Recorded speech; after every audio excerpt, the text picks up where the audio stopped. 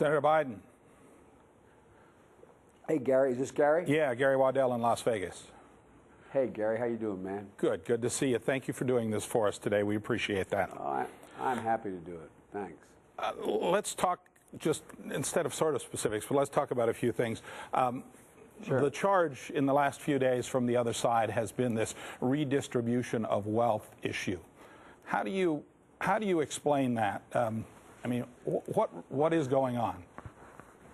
Well, the way I explain that is John McCain should figure out whether he's a supporter of Ronald Reagan's or not. Ronald Reagan said with regard to refundable tax credit, this is a best anti-poverty program out there as a way to grow the middle class. This was originally a Republican idea.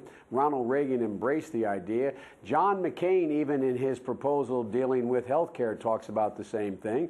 The fact of the matter is, I think John is desperate. That's what I think, and referring to this as socialism. The bottom line is we are going to give the vast bulk of the tax cuts to the middle class. And John doesn't like that. John thinks we should add another $300 billion in tax cuts to the largest corporations and the wealthiest Americans because John still fervently is clinging to the notion that if you take care of the people at the top, it will trickle down. We've had 8 years of this failed economic policy. We're going to change it. That's John's problem. Senator Obama has said that nobody making less than $250,000 would see a tax increase. You, the other day, though, were talking about $150,000 as an income limit on that.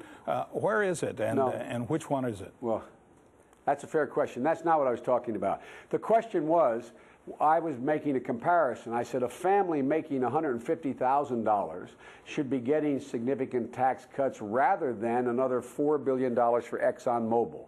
No one making under $250,000 as a family will have one single solitary tax increase, whether it is income tax, payroll tax, Social Security tax, period.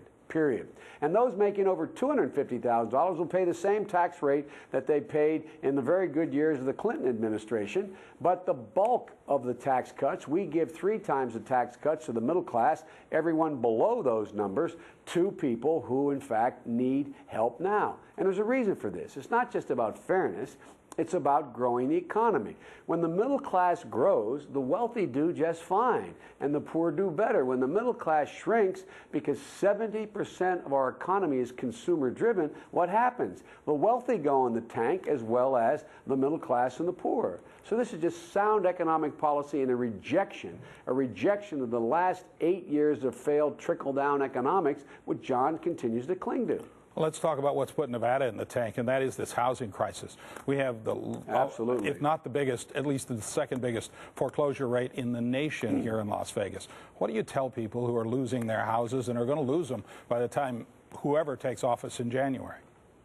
Well, that's a really critical point. That's why Barack and I have been calling for over the last 6 weeks what now the chairman of the Fed has called for. We need an immediate stimulus package. We can't wait until January the 20th.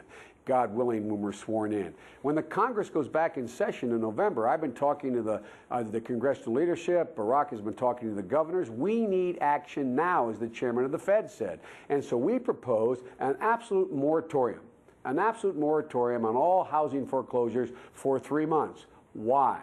To give this rescue package that's already out there in the control of the Treasury an opportunity to put in place the mechanisms that allow these people a fighting chance to renegotiate their loans, to renegotiate their mortgages so they can stay in their homes.